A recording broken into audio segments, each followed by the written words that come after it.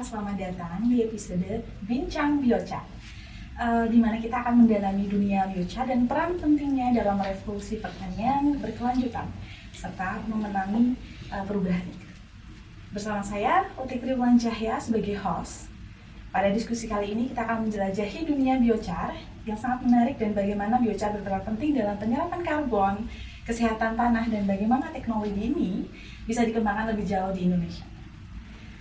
Jika kamu pernah bertanya-tanya nih, bagaimana kita bisa mengubah limbah pertanian menjadi alat untuk menyembuhkan planet kita, maka episode ini sangat cocok untukmu.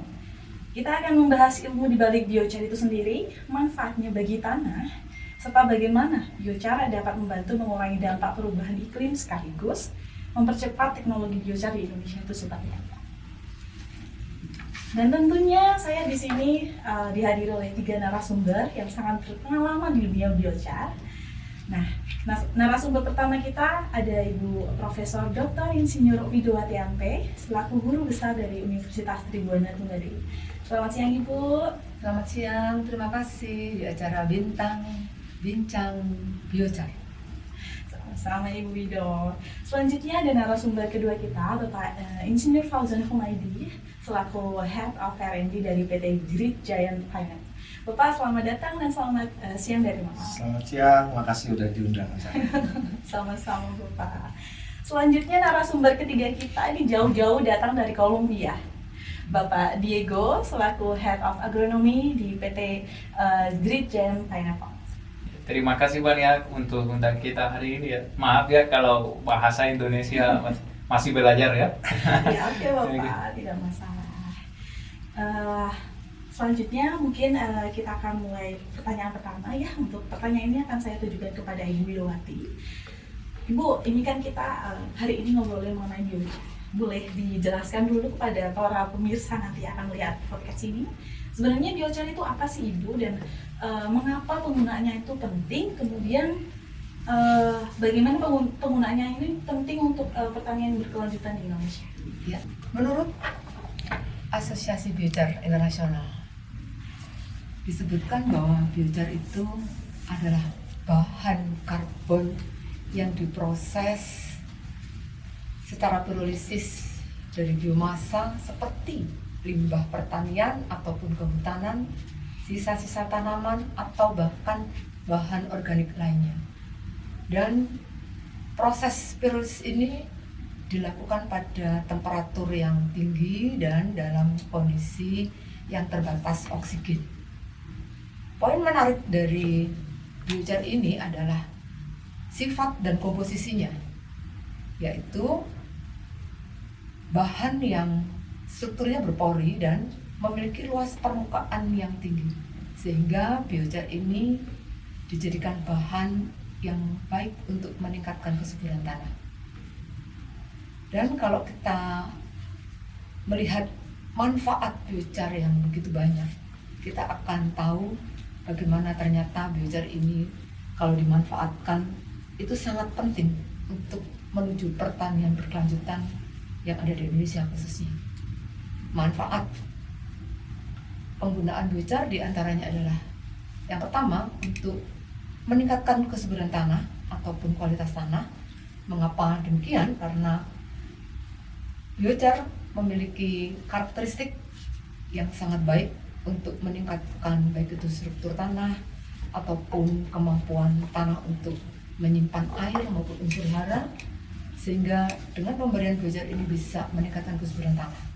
Selain daripada itu, biochar juga sebagai bahan penyimpan karbon yang sangat efektif.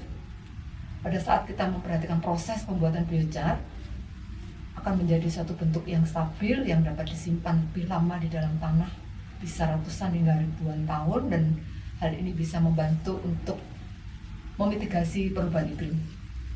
Namun demikian masih banyak manfaat lainnya seperti juga untuk mengurangi emisi gas rumah kaca. Kita tahu bahwa biochar yang diaplikasikan ke tanah ini bisa meningkatkan efisiensi penggunaan pupuk, sehingga dengan sendirinya pupuk kimia yang kita berikan itu bisa dihemat, karena dengan penggunaan pupuk yang berbasis nitrogen ini dapat menurunkan emisi nitrogen oksida ketika kita menerapkan biochar.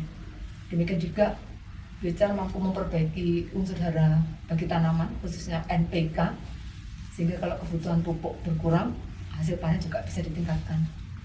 Dan juga ada manfaat untuk mengelola limbah. Jadi secara otomatis masalah limbah akan bisa diselesaikan dan menjadi satu nilai tambah dari bahan yang biasanya dibakar atau dibuang. Demikian juga biochar mampu untuk mengikat bahan pencemar di tanah, sehingga akan mengurangi dampaknya terhadap baik itu tanah maupun lingkungan, dan juga yang terakhir memiliki manfaat sebagai bahan untuk adaptasi terhadap perubahan iklim. Dengan kondisi iklim yang terus berubah, dalam kondisi perubahan iklim ini tentunya dengan menggunakan biochar ini bisa sebagai bahan untuk ketahanan kekeringan dalam tanah. Demikian Mbak Uti. Wah, dari deskripsi dari Bu Widowati kita tahu ya bahwasanya biochar ini punya peranan yang sangat penting dan bermanfaat sekali dalam mendukung pertanian yang berkelanjutan. Namun mungkin kira-kira mungkin ada banyak tantangannya nggak Bu dalam efisiensi maupun efektivitas dari biochar itu sendiri? Kalau memang ada, boleh mungkin di-sharing tantangannya apa aja sih Bu? Ya, kehidupan itu tidak lepas dari tantangan, dan tentunya kita diberi kemampuan untuk bisa menghadapi tantangan ini. Terutama di dalam biochar ini ada beberapa tantangan, diantaranya adalah variabilitas kualitas biochar itu sendiri, karena biochar itu dihasilkan dari berbagai jenis limbah sebagai bahan baku yang tentu akan mempengaruhi sifat fisiknya ataupun kimianya. Demikian juga bagaimana biochar itu diproduksi dengan berbagai metode yang tentunya ini akan mempengaruhi penggunaannya ketika diaplikasikan ke dalam tanah. Di samping itu juga tantangan terhadap tingkat pengetahuan dan kesadaran masyarakat yang kurang gitu ya. Dan ini akan mempengaruhi manfaat maupun cara bagaimana produksi biochar itu sendiri, sampai juga tentunya akan mengarah pada hambatan di dalam mengadopsi teknologi biochar ini. Apabila ditinjau dari biaya produksi maupun transportasi, tentu juga bisa sangat tinggi ya, terutama untuk di daerah terpencil yang letaknya jauh gitu ya. Dan ini juga bisa menjadi salah satu penghalang bagi petani kecil yang memiliki dana yang terbatas. Demikian juga kalau kita melihat penerapan pengaruh dalam jangka pendek ataupun jangka panjang, biasanya efek positif penggunaan biochar itu tidak segera terlihat, gitu ya. Khususnya dalam jangka pendek, mungkin musim tanam pertama mungkin belum kelihatan, dan efek positif ini akan bisa terlihat dengan baik dalam beberapa periode yang lebih lama.